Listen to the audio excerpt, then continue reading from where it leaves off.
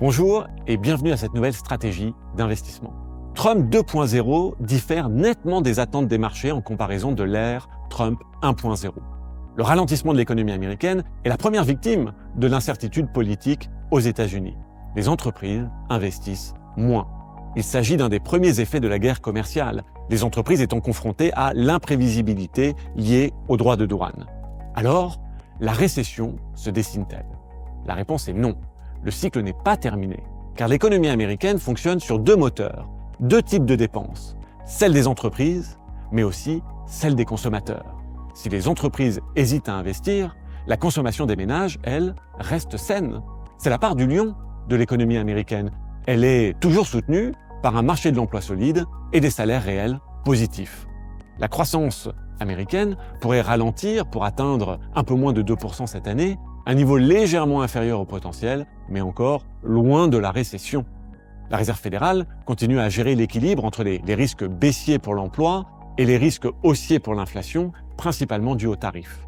Nous prévoyons 2 baisses de taux d'intérêt en 2025, portant le taux terminal à 4% à la fin de l'année. En parallèle, l'Europe se trouve à un tournant décisif.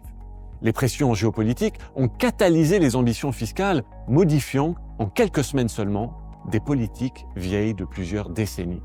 Les plans budgétaires de l'Allemagne et de l'Europe devraient améliorer les perspectives à long terme de la région, car ils rompent radicalement avec des décennies de sous-investissement. Dans les années à venir, ces dépenses devraient se traduire par une impulsion économique plus profonde. Nous sommes potentiellement au début d'une belle histoire de croissance européenne. Mais la région peut-elle se le permettre? Absolument!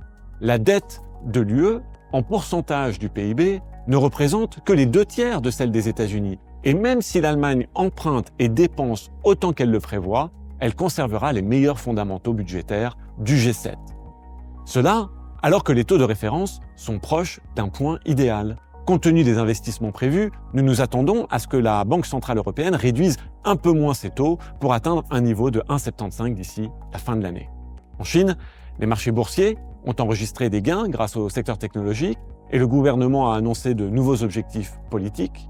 Mais nous estimons qu'il sera difficile pour la Chine de défendre son objectif officiel de croissance de 5% pour l'année 2025, car les restrictions tarifaires imposées par les États-Unis et d'autres pays nuiront aux exportations.